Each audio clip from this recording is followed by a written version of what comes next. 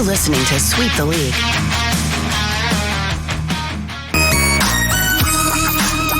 Hey, this is George Iceman Gervin, and you're listening to Sweep the League Radio.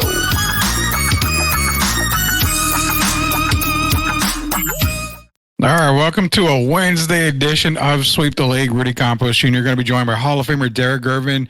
Special guest tonight about 9:30. We're going to have former NBA general manager Pete Babcock. He was the general manager for the San Diego Clippers, the Denver Nuggets, the Atlanta Hawks, most notably. We're going to do a little bit of tribute, a little bit of memory lane with the recent passing of Dikembe Mutombo. Mr. Babcock was a good friend of Dikembe, and again, the NBA is mourning the loss of Dikembe Mutombo, so we will talk to Mr. Babcock about that tonight about 9:30. So be sure to tune in for Sweep the League. At that second half of the show, we also talk a little bit about some GM moves if we have some time permitting. But most importantly, we're going to remember Dikembe Mutombo as we launch our 2024-2025 NBA preview tonight. We're going to do some NBA talk tomorrow. We'll get into some NCAA talk, some NFL talk, and then of course Friday's our Friday pick'ems. So we'll go over every single game, NCAA and NFL, as we get ready for the football weekend. Let's bring in Derek Gervin, Hall of Famer Derek Gervin. Derek, how you doing tonight, man? I'm doing fine, Rudy. How about you? Oh, good. Very excited to talk some basketball. It feels weird. It feels like we just got done talking basketball not too long ago, but it feels kind of different talking basketball tonight. Well, so we got a special guest, so that's a good thing. We've lost a lot of players and good people as well in the last week or so. So to have Mr. Babcock come on here tonight, someone that's very familiar with Dikembe Mutombo, I think that's going to be a great show. Yeah, I mean, obviously you've played with the NBA. You've been able to be around some of the greats of the game. You know, me just kind of living through your eyes and other people's eyes. I'm interested to see, the real side of Dikembe. And I know with Pete Babcock, it's going to be a really good segment with him talking about Dikembe because, I mean, you're talking about not just one of the best players, defensive players in the league, just one of the great guys of the NBA in general. I mean, basketball without borders, as you mentioned. And it's kind of ironic, Derek, because we're talking to Mr. Babcock in a little bit. He actually had a couple of programs that he started. Life Experience program when he was with the Atlanta Hawks, when he was with the Denver Nuggets. I believe him and Alex English had that Fast Break for Life tour. So you're talking about one humanitarian to another when it comes to Pete Babcock to Dikembe Mutombo. So some great players and some great people in the NBA ranks there. Well, Mr. Babcock is also a humanitarian, and then he spent 42 years overall in the NBA, and he's dealt with several teams in different capacities. He's even been a vice president at one time. So he's done a lot. He's seen a lot of the ins and outs, and he knows a lot of these guys personally. He's a really good man. And sometimes you have people that are in certain positions, they don't really have relationships with the players off the court. They see him maybe, and you might come over to a meeting or some, meet with the commissioner, discuss ideas or the Players Association or whatever. But Mr. Babcock goes over and beyond. He established relationships with a lot of these players, and that's why I'm really happy to have him on the show tonight. Yeah, it's going to be a great segment with Mr. Pete Babcock. He's going to be joining us about 9:30. We'll probably go to commercial right before he joins us. That way we can give the rest of the show to Mr. Pete Babcock here. It's Hall of Famer Derek Gervin, Rudy Campos Jr. Derek, we're looking at the NBA. I mean, season starts, a couple of days? I mean, we're from preseason. We're already here. You see training camps going on. Media Day was a few days ago for the San Antonio Spurs. Of course, every team goes into the season with the highest expectations. Kind of funny how one guy, the so-called GOAT of the NBA in most people's eyes today, said that he doesn't have any expectations technically going into the year with the Los Angeles Lakers. Is that the best way to go into a season starting 0-0? Well, it would be if he didn't mean it, but LeBron doesn't mean that. The object of the game is to put the best team you can on the floor and to try to win games. And when you're in the city of LA that has 17 NBA championships, there's one expectation every year, and that expectation is to win the championship. So, of course, he's going to say that because now he has some young guys, including his son on the team, Bronny Jr., and he has Dalton Connect. So they've added a couple of rookies. And I guess he's got to say that to kind of take the pressure off of those guys. But we know behind the scenes what he really means. He wants to win. He wants to win, and he wants to win now because he's not getting any younger. And this is year 22. When you're going into a season and you kind of hear, well, I don't really have expectations going in. First, when I look at it, if I'm a teammate, I'm like, so you're not expecting us to do anything? That doesn't really put any confidence coming into the season. But then I thought, well, you have a very, very unexperienced coach in JJ Redick starting as well. So maybe it is a good idea to have the expectations just a tad bit lower. Not saying there's no playoffs, but I mean, to put the expectations a little bit lower might ease the fans a little bit, I guess. Yeah, but when you put D'Angelo Russell, who they brought back, you still retain Austin Reeves. Yeah. You got LeBron James, you got Anthony Davis, and now they've named Rui Hachimura the fifth starter, which I thought he should have been all along. That's a team that's trying to win, and they know they have to try to keep up with the Joneses, as they say, because a lot of these teams have upgraded their roster. And if you look at it the other day, to me, the Minnesota Timberwolves upgraded their roster process of elimination. They lost a really good player, Karl Anthony Towns, the all-star player, but they gained Dante DiVincenzo, who brings toughness, and he's hit big shots. Had a really good year with the Knicks last year, averaged about 15 points. And then you have the other guy they brought in. And so Julius Randle. Who's a guy that's trying to show everyone what they forgot about his game. We know he was out a lot last year with his injury. So he's a guy that wants to come back and make a strong statement. So you put him and DiVincenzo together, I think that makes Minnesota even more formidable team potentially on paper than it was last year. Yeah, a lot of Knicks fans I started to see kind of upset about that trade. I mean, not that they're upset they got Karl Anthony Towns, but they really felt like Julius Randle, a healthy Julius Randle, would be a lot better fit than Karl Anthony Towns with the current construction. Before we get into other playoff teams or teams in general, because we're going to look at real quick at the West and the Eastern Conference, you had the local team, the good guys of the NBA, the San Antonio Spurs recently had media day. Of course, they got CP3. They've got Harrison Barnes. They've got a cast of thousands coming back.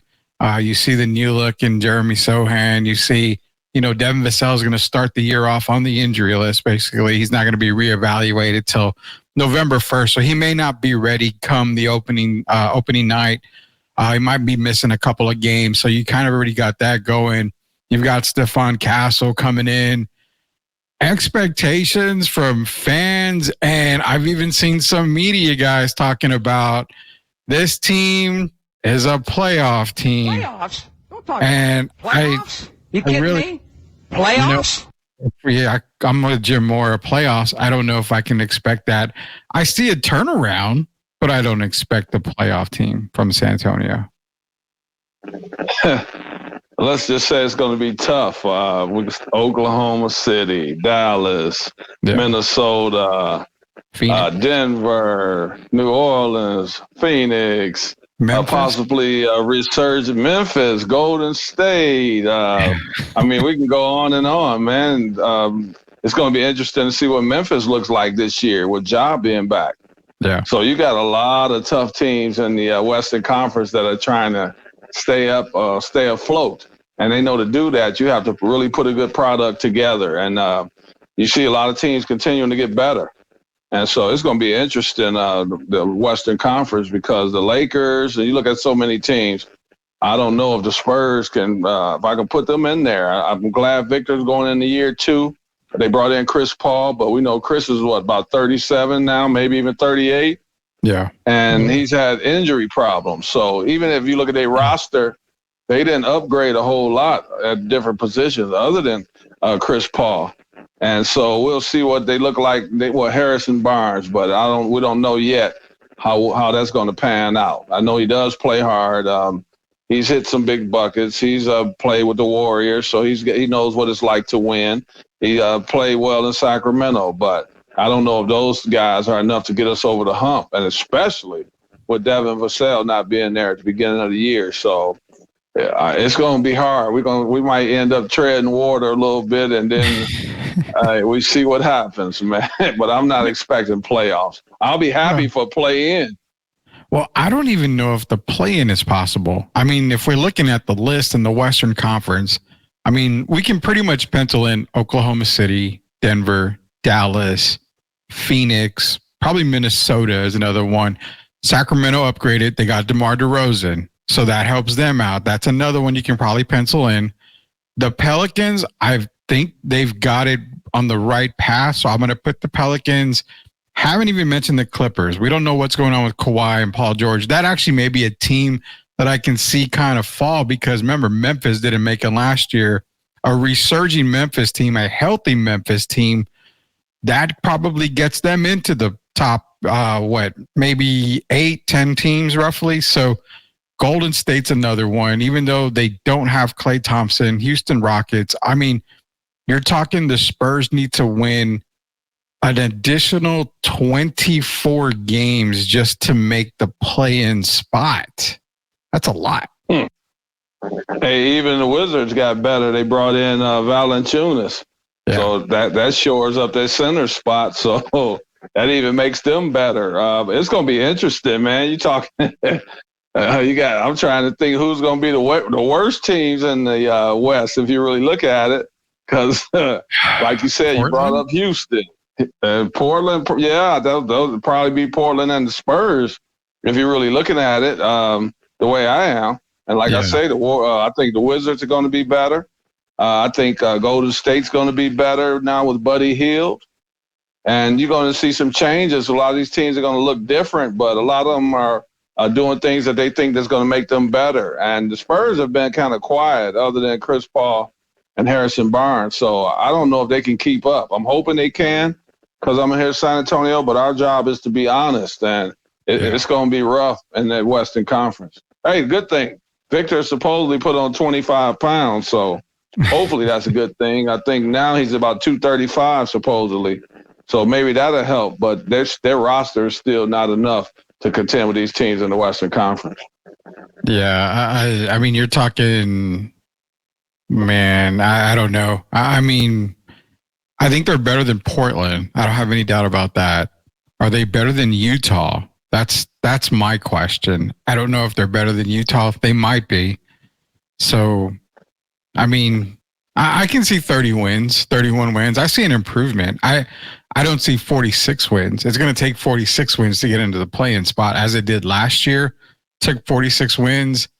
I mean, 44 maybe at the minimum, but 46 was last year. I can't see a 24-game turnaround. So I think they do improve some, but not much. There's no way. There's not that many. And you know, the sad thing is teams can take time off now. You got to get off right out the gates because of the record. And, you want to make sure you have a good placement come playoff time. So even to get into the top 8 is tough. And then you don't have those off nights. Every night you got to bring it.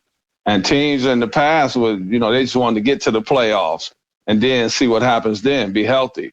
But now you have to fight to get to the playoffs. It's so stacked in both conferences. And that's what I think is going to hurt them the most. So them in the Utah and the Spurs, I expect to be 2 of the bottom feeders this year. It's going to be hard to keep up, man. So these rosters have upgraded themselves. Very much so. And, one roster I want to talk to you about, because last year we said, they've got the team. They just didn't have the one missing piece. I think everybody outside now, considering Minnesota got the Randall deal and traded Cat away, which frees up the money to pretty much secure Anthony Edwards. So he can pretty much get paid by Minnesota now. So that was kind of the reason why they ended up making that move. But you're talking about Phoenix, man. They had one missing spot, and that was point guard. They went out and got Jones. So to me, with Nurkic there as well, that kind of puts them top 4 minimum, I think, for me right there. I don't have them top 4 because Nurkic kind of was disappointing when he got there. But now he should be a little more familiar with the team. Or Bradley Beal should be a little more familiar. So they lost Eric Gordon, but they look like a decent team. You got KD and Devin Booker. I expect Devin Booker to take another leap forward. If that sounds crazy, it might sound crazy to some people, but what I mean by that is him and KD have a tendency to take turns, right? And we know KD is not really a guy that's going to be a vocal leader, and sometimes he's not. He takes the back seat.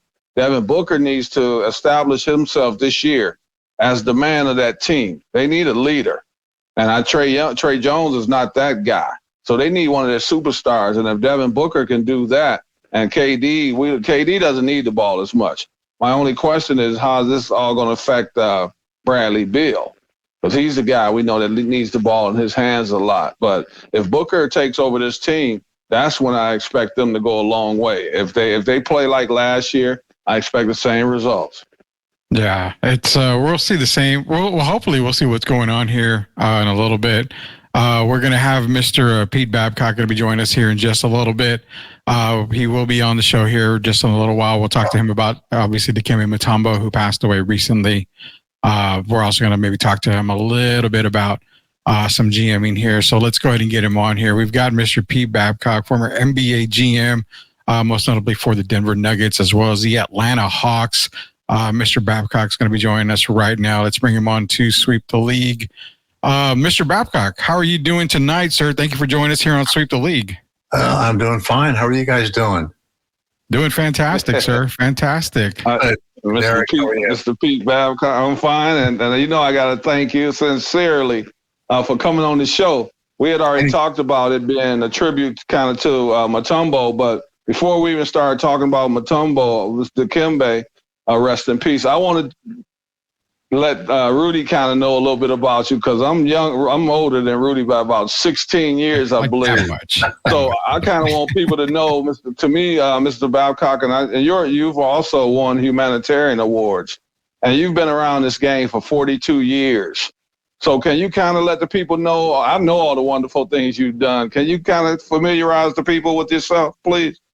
Well, that's nice of you to say. I'm not sure what I want to say about myself. I was fortunate for 42 years to kind of live my dream of the NBA. I was never good enough to be a player, so I found another way to do it. And, I did it. I was a volunteer scout for the New Orleans Jazz. Elgin Baylor was the head coach. Bill Burka was the GM.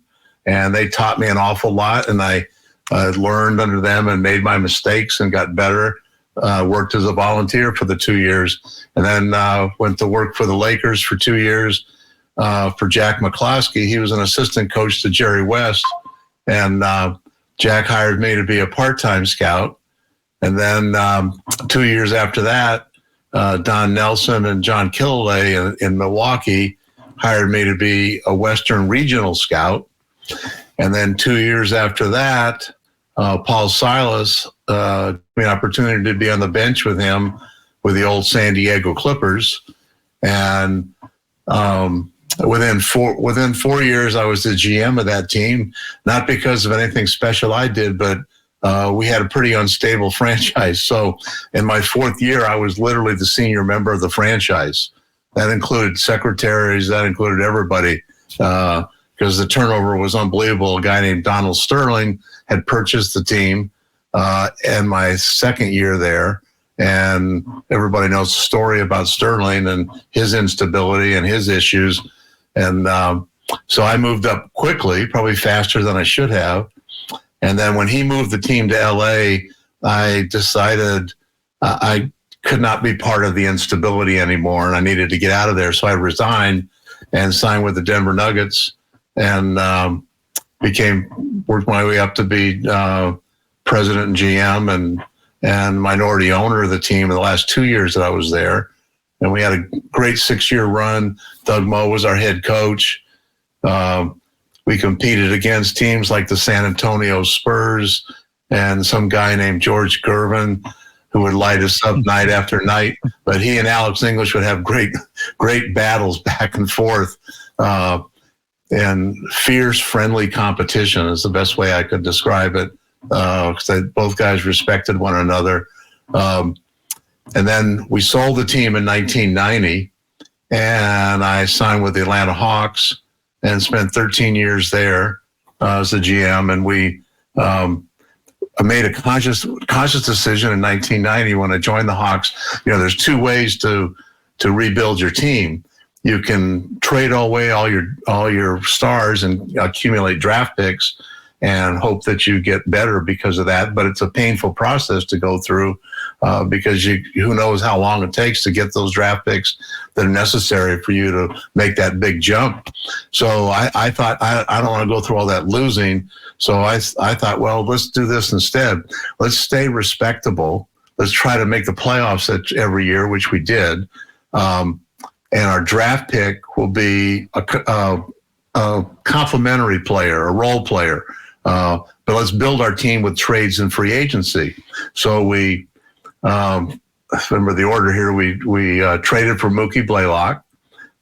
We made a trade we traded Doc Rivers, who was at the end of his career, for the Clippers pick of Stacey Augmon. And that became our starting backcourt. And then we signed Craig Elo as a free agent. We signed Andrew Lang as a free agent. Hired Lenny Wilkins as our coach. Traded for Steve Smith and Grant Long. Traded for Christian Laettner and signed Dikembe as a free agent. And the team took off. Unfortunately, we were playing in an era where there was this guy in Chicago. It was really hard to get through.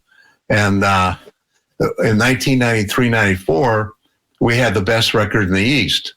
And I would tell you the reason we had the best record in the East, and we were a good team, is because this guy in Chicago decided to play baseball for the year. And so when he left to go play baseball for the year, gave us the chance to be the number one team in the East. When he came back, I would tease him and say, you could have stayed in baseball like 3 or 4 more years. It would have been fine with us. But like everybody else, we had trouble getting through the Chicago Bulls and Michael. But we had a good run. And then in 1999 season, it was a season where we had a lockout. So we had a 50-game schedule, and we finished 2 games off the best record in the East. And unfortunately, we met the Knicks when they were hitting on all cylinders. They had Camby and Sprewell and Houston, and they were just playing great basketball. And we were shorthanded. Steve Smith, Smitty played, but his knee was kind of banged up. LaFonso Ellis was out with an injury. Alan Henderson was out with an injury. So we were pretty shorthanded. So we lose to the Knicks, and our ownership decided we're going to tear this thing apart and start over and get rid of all the long-term contracts. And that was kind of the beginning of the end. And so we were forced to make trades, like trading. Steve Smith had the longest contract at the time, and so we were told, get rid of the long-term contracts, bring back 1-year deals instead. And we had no interest whatsoever in trading Smitty because he's like an all-time great person, represents your franchise in the best way possible, and your city, and a good player. I mean, everything. Yeah, Steve had everything, and he's one of those players you want him to retire with your team. But they didn't care what the name was. It was the contract. Get rid of the long-term contract, bring back a one-year deal. The only deal in the whole NBA that worked was for the infamous J.R. Rider. And so J.R., as talented as he was, had issues that, as basketball people, we weren't capable of dealing with. And I try to tell our staff that. I said, we're bringing in, we're basketball guys. We're not psychologists, psychiatrists, social workers. We're basketball guys. So it's going to be hard to deal with JR's litany of issues that he has. And sure enough, it didn't work out very well. And then we were told that people I worked for said we will not resign Dikembe Mutombo, and I fought like that, crazy about that, because I said, why? I mean, it's like what Dikembe does, as you know, Derek, players, as they get older, a lot of times they lose their speed, their quickness, their jumping ability. But Dikembe's game was based on timing, and he was always going to be 7'2". He was always going to have that length. That wasn't going away. And so I argued that his game was timing. It wasn't speed and quickness. And he's going to be able to block shots and rebound for a number of years more. This is premature. They wouldn't pay him. They said flat out not going to pay him no matter what it is, either trade him or lose him in free agency. So we were forced to trade him. And that was kind of the beginning. That everything kind of just went downhill at that point for the team. And then I got fired in 2003, went to work with my brother in Toronto for 2 years, and then thought I'd retired. And then Cleveland called and asked me to help them prepare for the draft and scout players. And I didn't have to live in Cleveland to do it. And so I ended up doing it for 10 years with them. And then retired after the championship in 2016. Mr. Babcock, I don't want to interrupt. I'm sorry, but I want to go back just a second to what you said. I have a question for you, and I know a lot of people have wanted to ask some general managers, and I've been a little unfortunate tonight. When you dealt with Dikembe, okay, so you're with him 5 years, you're in Denver together. And then Atlanta. When you go to Atlanta together, okay. Oh. Yeah. We signed him from Denver. So I had left Denver. Okay.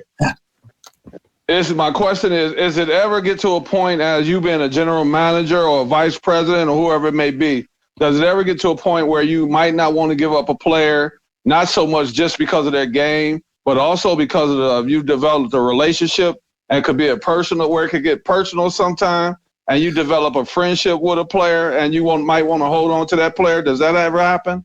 It happened all the time, because I used to talk to Wayne Embry. Wayne Embry is one of my closest friends and mentors still today. And we used to talk about this, and I would tell Wayne, we have a Christmas party at my house every year. We have the players there. We interact with the players. We do things socially together. We do what I called our life experiences program, where on the road, I would take players to visit Ford's Theater in Washington, D.C., or the Pentagon, visit with the Secretary of Defense, meet with John Lewis when we were in Washington, D.C. I would try to do things like that so it would bond us together as a team and also be a learning experience for all of us. And Wayne thought all things were great, but he said he was always cautious about not having the players over to his house and developing that close personal relationship, because it made it too hard, to make a trade. And so I said, well, I understand that, but I'd rather have that closeness and still make the decision to make a trade, but it'd be really difficult. I'll give you a couple examples. One was we traded Andrew Lang and Spud Webb to Minnesota for Leitner. I was really close with Andrew. We spent a lot of time together. I did some work with Al Gore when he was vice president, dealing with youth violence in the country and trying to come up, programs. He wanted to hear about programs we were initiating to work on that issue. And so I called Andrew and I said, would you like to go with me to meet the vice president? And he goes, of the United States? And I said, yeah, the vice president of the United States. And so, Drew went with me, and Grant Long actually went with me too. But we were really close. And so I had to call Drew in, and tell him, hey, Drew, I'm sorry, but we've got to trade you to Minnesota, because it was the best thing for our team. It was the right basketball decision to make. Later ends up making the All-Star team with us and plays the best basketball of his career, in my opinion. And Drew is a great, solid, reliable player, but he wasn't an All-Star. And so business-wise, I had to do it. But it was hard. I mean, it was really hard, because I knew his family, I knew him. And then, when we got Dikembe, another example, we got Dikembe, David Falk represented him, and David had a number in mind that he wanted to get, and we were competing with other teams to sign him as a free agent. And we couldn't quite get to the number, not because we weren't willing to spend the money. We didn't have the cap room. So David calls me and says, I came up with a plan on how you can develop enough cap room. Detroit will give you 2 firsts and 2 seconds for Grant Long and Stacey Augmon. And I said, well, that's nice, but we have no interest in trading Grant Long and Stacey Augmon. I mean, they're a big part of our team. And I was close with these guys. And David said, well, I understand that, but your choice is, you want Dikembe or do you want to keep Grant Long and Stacey Augmon, but you can't do both. And so I had to make a business decision. We had to go get Dikembe, but it killed me because I don't want to give up either one of those guys. Now we turned around later and re-signed Grant when he became a free agent and brought him back. But the personal part gets involved if you let yourself become close to the players. And I just felt, if you don't become close to the players, like, what's the point of every day? It's like, if you don't develop those relationships, it's not as much fun to me. It's more fun to be involved with people. So they're not easy. Thank you for your honesty.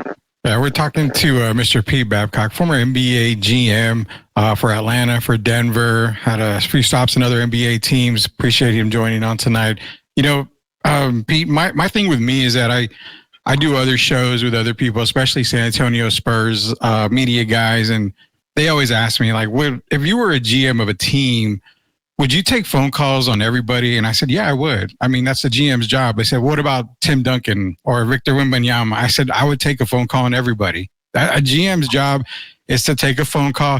Doesn't mean I'm trading the guy, but I have to do my job because that's my job. I've got to take phone calls, and that's what people don't understand. Right. But on the GM spot, we've got a lot of fans that interact with us. And, when we made mention of you coming on, the most popular question that everybody wanted to know, we like to give the fans a little bit of some love here. So they always wanted to know this. As a GM, how difficult is it to rebuild a team?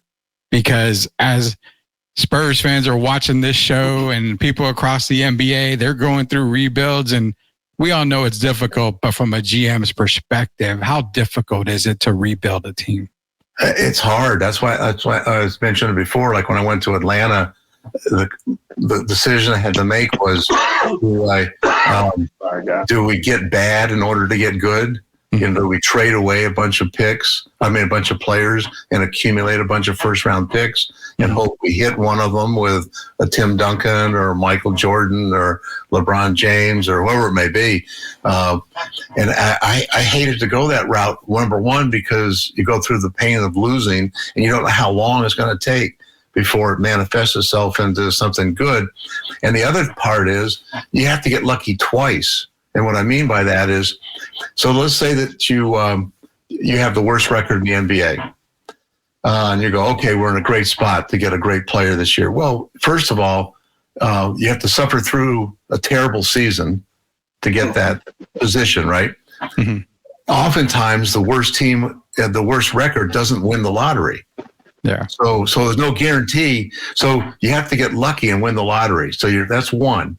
And then number two, you have to win the lottery in a year where there's a franchise player. And the best example I can give you of that is that with when I was in Cleveland, we won the lottery a couple of times. And the second time that we won the lottery, there was not a franchise player in the draft. Yeah. That we were studying like 7 to 9 players for the first pick. You shouldn't be studying 7 or 9 players for the first pick unless it's like unheard of fantastic draft, which it wasn't. There was no franchise player, and our management team couldn't trade the pick away. I mean, nobody wanted the pick. Nobody wanted that pick, and we took Anthony Bennett, and it didn't work out. Yeah. You know, and it's not Anthony's fault. I mean, we just made the decision. He was the most NBA ready athlete, and it didn't work out. So you got to get lucky twice. Like the Spurs are a really great example. You know, they get David Robinson, and then they get Tim Duncan, and their franchise, and then they did a fantastic job of building around that, and probably done a better job than anybody in the league with international players and bringing them in with later picks. So, but without the nucleus, without Robinson and Duncan to begin with, you know, how far would it have gone? I don't know. So my position when I got to Atlanta was, I don't want to go through that. Let's stay respectable. So during those years we were trying to rebuild, we were winning 41, 42, 43 games. So we were staying respectable. We weren't, and we'd make the playoffs, but we'd get knocked out early. And we did it through trades and free agency. The downside to doing the trade and free agency route is you never get a Michael Jordan. You never get a Tim Duncan because people aren't going to trade you those players. So unless you had some means of signing one of those guys as a free agents, you're not going to get them. So it's hard. I think the two hardest things I found were rebuilding the team and hiring the right coach. Yeah. And there are a lot of good coaches out there, but it's hiring the right coach for the right situation. Like when we hired Lenny in Atlanta, he was perfect for our team because we had professional guys. There's Steve Smith and Grant Long and Tyrone Corbin and Dikembe, and we had, you know, all these guys that show up to work every day. And so Lenny's not a yeller and screamer, and you know he expects you to show up and do your job. And we had players that would do that, so he was a perfect fit. And so we spent 7 years together. It was wonderful. Yeah, with Lenny Wilkins, you know, hiring Lenny at that time, you mentioned he's the type of coach that comes in, just expects you to get the job done. And the team that you put together in Atlanta with Mookie Blaylock, Steve Smith, Dikembe, he had one player that kind of was with him before in Craig Elo in Cleveland, but that team kind of similarly resembles that Cleveland team with Larry Nance and Doherty and Mark Price, just guys that came in, did their job, you know, expected stuff. They expected, you know, Lenny to be a certain way. He expected his players to be a certain way. So that Hawk and Cleveland team, both of them, to me, they're very, very similar. And I think that's why both teams were successful under Lenny Wilkins here. Yeah, I think that's a valid point. And, you know, Lenny was terrific to work with, a gentleman, great person, and knowledgeable basketball person, obviously. So, and accomplished basketball person. So he checked all the boxes, you know, and I really loved working together with him for all those years. Yeah, Derek, Babcock, did you work? Yeah, I want to know. Did you also work with George Karl? I never worked with George. No. I mean, I knew George. Well, I knew George, but we never worked together. It seemed like you wanted players. You had high-class players, and I spent a little time with Steve in February of this past year. But you, as a general manager today, and if you had, say, George Karl, you have some coaches that, you know, do the yelling, and it's kind of like old school. Today, would you still, with these young guys that we're dealing with, would you have kind of be a little different? Do you have to be careful how you deal with some of these young guys for the fact that a lot of them are very sensitive, and then you throw in the salaries that they make in today? How would you deal with the younger guys today if you were general manager or vice president? Yeah, you know, I think you really have to adapt to the times and adjust accordingly in terms of how you handle your team. And that's what Lenny was such a terrific coach. That's one of the things he was so good at, is he knew how to deal with individuals, and he dealt with them as individuals. So what worked for one player maybe didn't work for another player. But to add to that, our philosophy was always, as a piece of the puzzle when we were making decisions on adding a player to our team, he needed to fit the profile. You know, he needed to we wanted the Dikembe Mutombos, the LaFonso Ellises, the Andrew Langs, the Steve Smiths. We wanted these Grant Long, Ty Corbin. These guys are all mature, classy guys who represent themselves well, they represent their families well. They just got a sense of professionalism. They knew how to conduct themselves. So character was always huge with us. We did, and other we're not the only team that did this. Most teams do it, but everybody has different philosophy about it.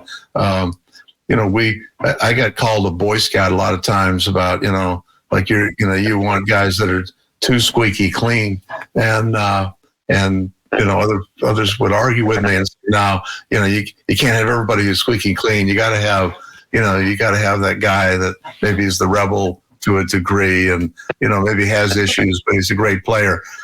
The only time we went that directions with JR, and I like JR as a person, JR Ryder, but he had issues to deal with in life that we weren't capable of dealing with, in terms of counseling him and all that. And it was beyond us. It was beyond other people too. That's why he had the issues he had while he was playing in the league. But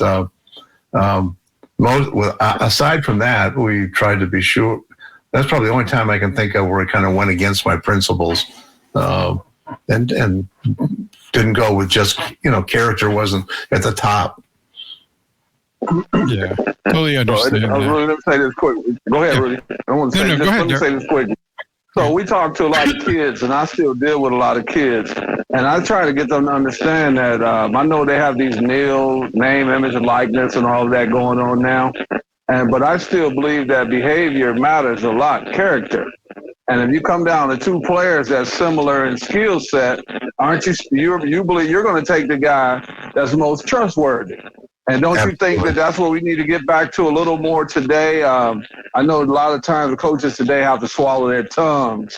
And if you remember Rick Carlisle, I'll bring up Rick since he was my assistant coach with the Nets. Rick had to it was going to either be where he changes a little bit and deals with Luka a different way, or it's going to be combustion. Don't you think that there's still the locker room presence that we don't hear about? Isn't that like really the most important thing even before you step onto the court? I think you got to have a good locker room. One of the reasons that we did the programs that we did off the court was to help bring our guys together.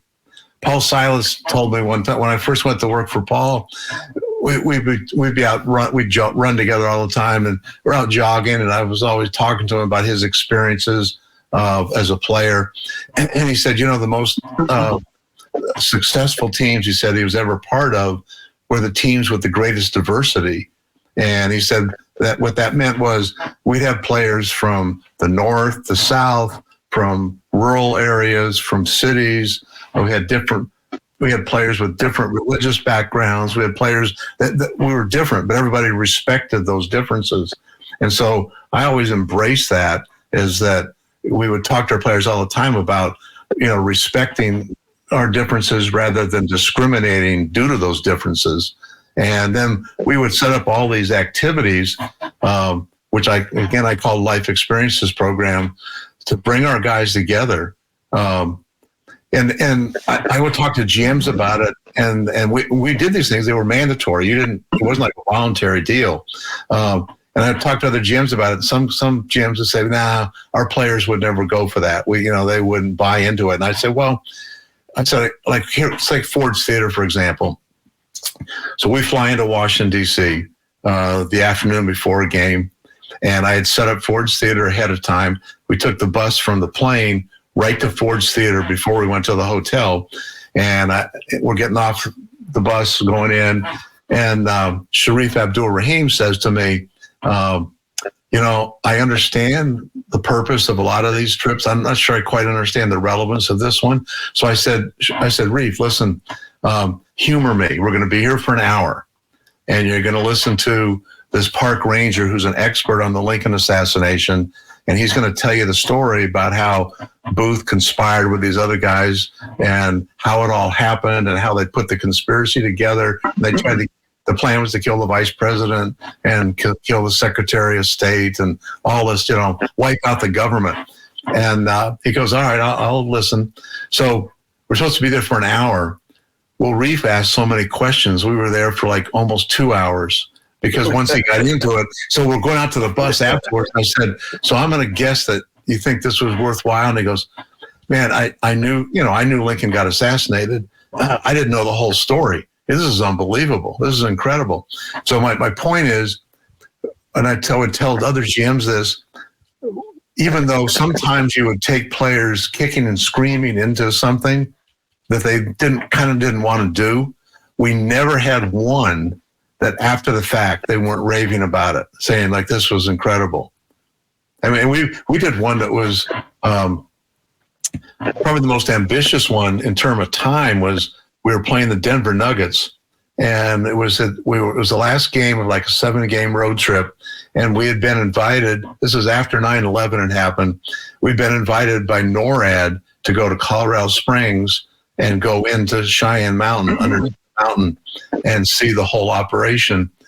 And so I talked to our coaches, and they said, we're probably not going to practice the day before the game because it's the end of a road trip, and we'll probably give the guys that day off. So I said, okay, that's perfect. So we bused from Denver to Colorado Springs. It was an hour bus ride. We went they took us inside the mountain, took us through everything, showed us how, and this was huge, this big room where they tracked everything that's in the air in North America. They showed us how they were able to get everything down on the ground from all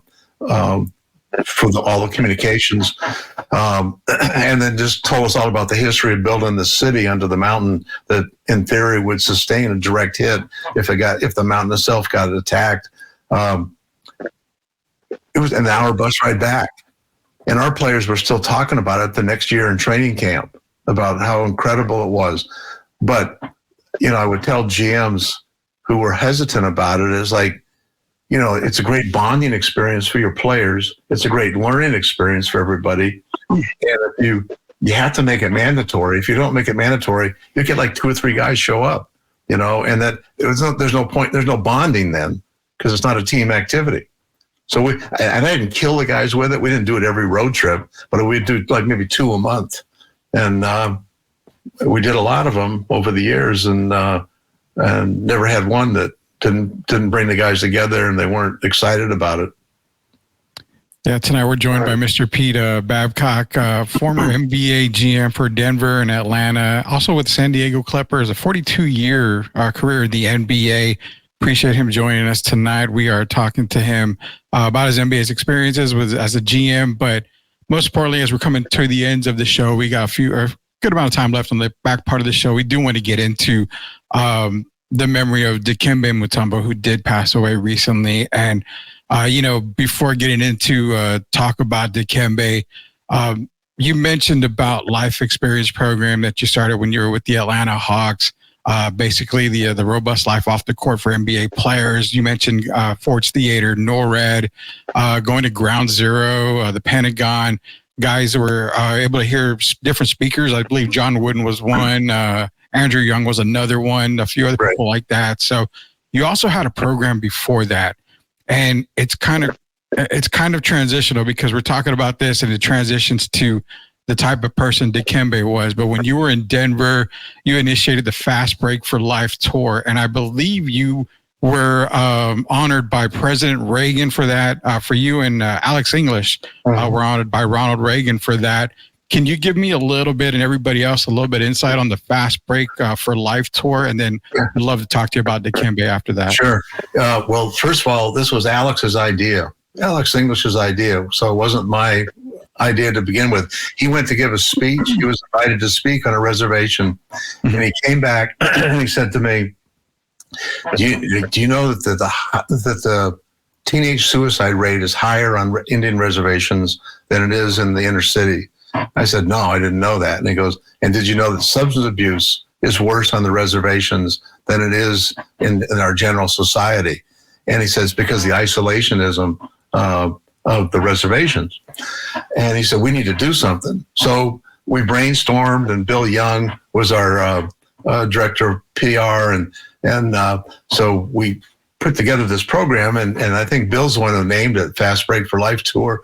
Excuse me. And we would take players and coaches on a volunteer basis to a different reservation every September, all over the country, and we would spend 2 days, and we'd go in the night before and work with the tribal council and get educated about their particular problems with their young people. And basketball is kind of a commonality in that culture. It's a very popular sport. And so we use basketball as the vehicle to talk to these kids about healthy lifestyle, making good decisions, and finding a way to live your dream, whatever it may be. And so Dikembe was always great about going to these things, because again, it's all volunteer. Nobody makes any money doing it, and it's taking away your time. And it's right before we go to training camp. So this will give you an idea what kind of person Dikembe was. One year we were going to go to Montana to the Little Bighorn, and I was telling Dikembe about it, and he goes, "Well, I got to be in the Congo in Africa for what he was doing there." And I said, "Well, don't worry about it this year. You know, I mean, you go almost every year. You don't need to worry about it." He goes, no, I'm going to be there. And so he flew from the Congo, met me in Salt Lake City. We caught a flight from Salt Lake City up to Montana and spent 2 days on a reservation up there with these kids because he didn't want to miss out on the opportunity to work with the kids. I mean, flew all the way from Africa. He was wearing a suit. So we get Salt Lake City. He's got a suit on. You know, we get on a plane, we fly to Montana, and then to top it off, we meet with the tribal council, and they said, "We want to take you through a sweat lodge experience if you're interested." So we said, "Yeah, we'd like to have the experience." And so with a sweat lodge, it's like this domed structure. It's built kind of like a teepee, but it's a dome, and it's got layers and layers of blankets on it. And in the middle of it, there's a pit where they put red hot rocks. And so it's like the most intense sauna you could imagine. And when you have to strip down to go into it. So Dikembe's got a suit on. He takes his suit off, hangs it in the bushes outside of all this. And we go in, you got to crawl in because it's probably, it may be 4 feet tall or something. I can't remember, but you had to sit in it. And you sit around this pit, and they close the flaps, and there's no source of light at all. And so you get a little disoriented because there's literally no light, and the heat is intense. And the chief told us if anybody has to leave, it won't insult anybody, so don't worry about it. We made it through the 45 minutes of the ceremony that they go through. And then they open the flap up, and you follow the chief barefooted down to the Little Bighorn River and submerge yourself into the Little Bighorn River, which is snow runoff water that's ice cold. So they go from extreme heat to cold. And, so we get back up, and they have towels for us and dry off, and Dikembe's putting his suit back on out in the wilderness, and probably one of the craziest things that happened with him, excuse me, we were in, so Steve Smith, Alan Henderson, Dikembe, and me, we were in North Dakota at a reservation, and at dinner of the tribal council, Dikembe said, "Could we ride horses while we're here?" And the chiefs that we're meeting with said, "Absolutely. We'll do it early in the morning. We'll pick you guys up. We'll take you, and we'll have horses for you. You can ride before we go meet with the kids and spend the day with them." So we get into this corral. Steve and Alan had never been on horses in their lives. And so everybody, there's a handler holding the horse. So Steve and Alan very gingerly and cautiously are getting up on these horses and are not comfortable at all.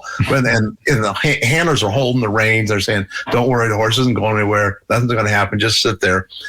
Dikembe's laughing at him. He's got a cowboy hat on, and he's going, "What's wrong with you guys?" It's like, I know how to ride. I rode last year in Mexico.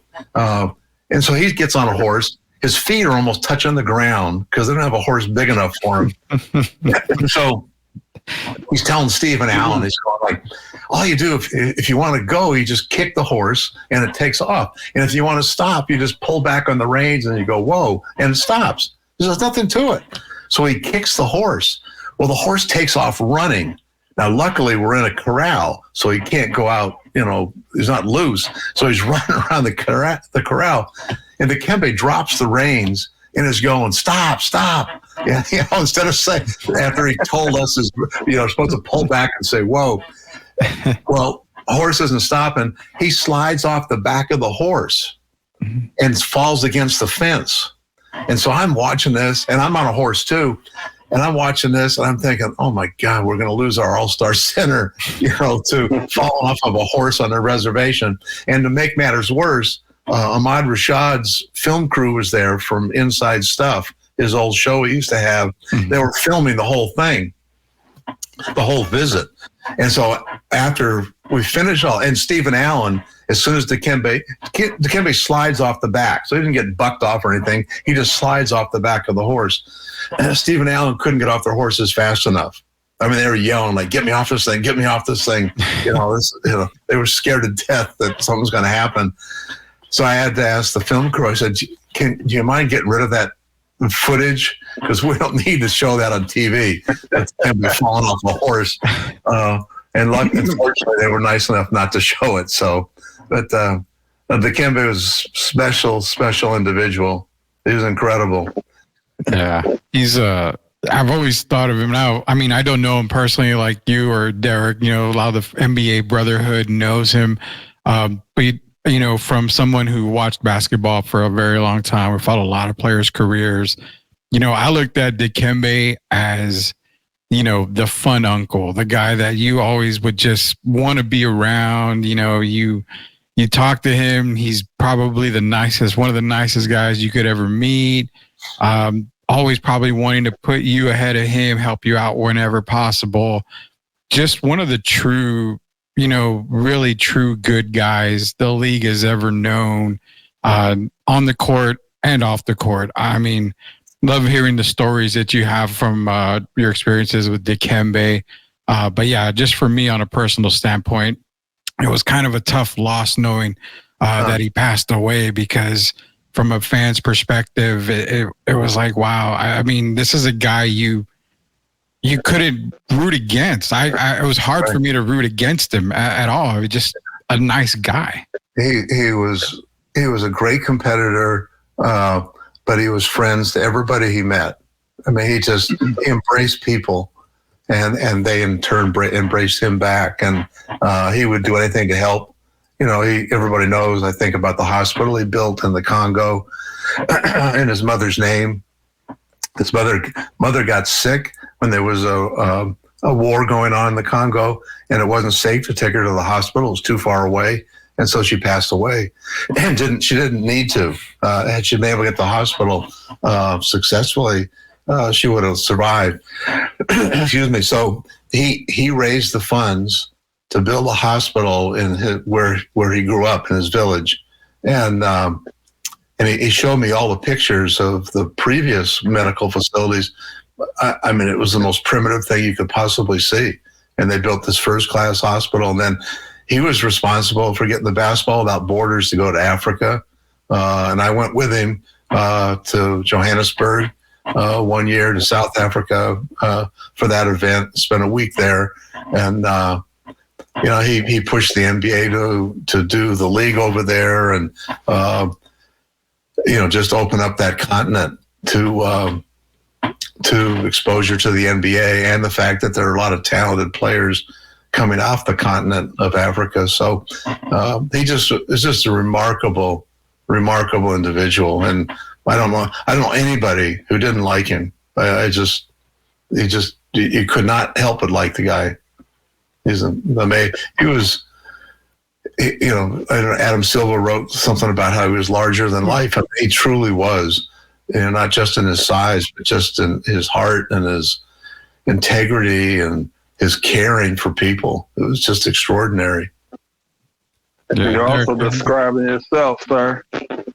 Oh, Derek, that's very nice of you. Thank you. I mean, Hey, Rudy, I just wanted to thank Mr. Babcock for coming on. It was very important to me. I cried when I heard about Mutombo, Dikembe dying at 58 years old. Today that's young. Yeah, And that's to lose, sad. yeah. And it's sad because we lost not only, like I said, a great player, but just a guy. It's a guy that was not, no matter what we say, is really not saying enough. Yeah. We have a lot of people. We talk about walking the walk, and people talk the talk, but they don't always walk the walk. Dikembe exemplified everything the NBA is about, what humanitarian is about, and just for you to get to know him like that, I had to talk to you. So I want to thank you very much for your time and being as sincere as you've been throughout the show.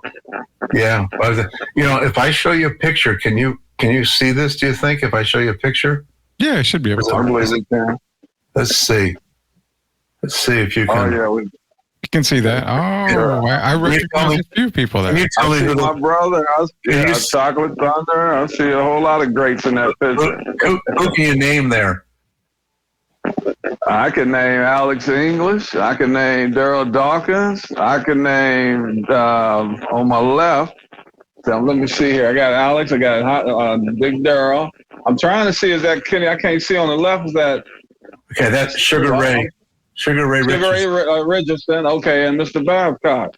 And Mr. Babcock, it's funny you show this picture because a lot of people were wondering what Michael Ray was doing, and I actually made contact with him, and I know he told me he spends time now. I guess his son was playing soccer overseas. Is that right? So that picture you showing there is priceless. That's got to be what Dave Cowens and Rick song, Dave Cowens, Wes Matthews. That's it. You got him. You got him. That's impressive. Yeah, I got two in there, Derek. I got two besides George. I thought that was George. I don't know if George was any good. I played with Wes, so that gives me an advantage. I actually, on my first team that I actually went to play professionally overseas, I went with Wes Matthews and Ron Brewer, Mr. Babcock. So that was an interesting start to my European career. Yes, sir. Oh wow! Here's that's the last time I was with Dikembe. Yeah, man. That's love. Yeah. How long ago was that picture, Mr. That was probably 3 or 4 years ago. I ran into him at a Hawks game. Yeah. And that was the last time I got to talk to him in person. We communicated a lot, but in person, it's the last time I saw him. Special guy. Very special. His memory will live on forever. And the NBA, we lost a good one, a great one actually, and the world lost a great human being. And Mr. Babcock, I love you, sir. I want to thank you again. We've talked before, but this is even more special because we just lost a great one. And so I want to thank you, and I'll just never forget it. I hold you in the same regard. Well, I wish very nice the young people do that. Well, you're top of the line. I've told you that before, and I hope the young people start studying their history a little more. Guys like an Anthony Edwards, so they can know about people like Mr. Pete Babcock. Well, I'll tell you what. Let's have me on again, and we'll go through some stuff on history of the game, because I can tell you some great stories about how Red Auerbach was when he drafted Chuck Cooper as the first African American in the NBA. I talk to his son all the time still. All right. Well, Chuck, and I do it. I keep in touch with Chuck too. But if you heard the story about Red Auerbach and how Red knew it was okay to draft him? No. I haven't heard that. Red was good friends with Bobby Douglas. Bobby Douglas was the head coach of the New York Renaissance, which was one of the most successful teams in the 1930s and 40s in the country. It was an all-black team, and he was the owner, and he was the coach. So it was black-owned, black-coached, and an all-black team. And the first world championship that was an integrated world championship was in 1939 in Chicago, and they beat the Oshkosh, whatever their name was, the Oshkosh team, which was an all-white team. They beat them for the world championship. But the Harlem Globetrotters were in that same tournament. And Abe Saperstein had a deal with the NBA, and the deal was when the league was going to integrate, right before they're going to integrate, he said, we'll play double headers in your arenas, but don't touch my players. And so NBA owners were afraid to take any of his players because they needed the Globetrotters to sell tickets. And the Globetrotters were a huge draw. Well, there were two players, Chuck Cooper and Sweetwater Clifton, who were kind of, Abe Saperstein thought they were clubhouse lawyers because they were the two best educated players on the team. They understood the math of the situation. They figured out how much money Abe was making by ticket sales, by counting the people on the stands, how much they were getting paid, how much Abe was keeping. And so they were campaigning with Abe for higher pay and better living conditions on the road because they had terrible living conditions on the road. And so Abe wanted to get rid of those two. Bobby Douglas found out about it, and he was good friends with Red. So he calls Red and he says, hey, you can draft Chuck Cooper and Sweetwater if you want, because Abe wants to get rid of him. And that's how Chuck ended up going to the Celtics, was because of that contact. The reason that Bobby Douglas and Red were good friends is when Red was a high school player in New York City, at 16 years of age, he had heard about the New York Renaissance and how they were great. They were well coached, they were disciplined, and they were talented. So he takes the train by himself to Harlem, buys a ticket, goes in the arena. Is one of the only white people in the arena as a 16-year-old kid. He watches them play. After the game is over, he wants to meet Bobby Douglas because he really respects what he's done. So he manages somehow to get in the locker room, introduces himself, but then he says, I got a question for you, coach. And he goes, so Bobby Douglas is like, what is it? And he goes, well, the first half you were blowing that team out and you were playing man-to-man defense. The second half you went through a zone and you let them get back in the game, and you ended up winning by 10 or 12, but you were blowing them out. Why would you change? And so the players were kind of upset, like, why you question our coach? And Bobby Douglas said, no, I want to answer the question for him. And he said, listen, young man, he said, this is how this business works. He said, two things. He said, I have to pay all the players you see here in the locker room. I have contracts with all of them. I own the team. We have to sell the games out in order to pay the players. The fans want to see a good game. We could have beat that team by 30. If we did that, fans are going to go, next time we play that team, fans will go, well, I'm not going to watch that game. It won't even be close. Plus, I want to schedule that team again. If they think there's a chance they might beat us, they're going to come back and play us. If we beat them by 40 points, they're going to come back and play us again. And I need them to come back and play us. And so they developed a friendship. 16-year-old kid and this adult male, white, black, they become really close friends and develop this relationship. And Bobby Douglas is the one that helped Red get into the NBA coaching, which is a whole other story. But anyway, have me back sometime. We'll go through the history of some of this stuff, the behind-the-scenes stories that are pretty fascinating, and players should know about them. Yeah, we pride ourselves here, Mr. Babcock, is we try to educate as many people on the past of NBA and even basketball in general. I'm a very old, 45 years old, but I'm kind of like with Derek. Him and I talk all the time on the phone, and we talk older players, and it's like we just have a great time. So I'd be honored and humbled to have you back on so we can talk some NBA history and hopefully bring all the players that the game was built on, basically, because they're the foundation for everything. Yeah. Anytime you guys want to do it, just you call. I'll be happy to do it. Well, I think I told you before, sir, when you tell me that, I'm going to want you back because I want it to go more. The next time we have you come back, I want to get into the pre-draft camp, how you were over that for 20 years and several other stories. So thank you very much for your time and tonight. Anytime, guys. Yes, sir. I enjoy it. I enjoy talking to you guys. Have a great night. Awesome. Okay. Mr. Pete Babcock, thank you for joining us here on Sweep the League. For everybody else out there, we will be on tomorrow at 9 p.m. We will have Mr. Babcock on again talking about more stuff because we barely scratched the surface with him tonight. So for Derek Gervin, for Mr. Pete Babcock, this is Rudy Campos Jr. Appreciate everybody joining us tonight. We will see you guys tomorrow, Knuckleheads. Everybody have a great night. Stay safe.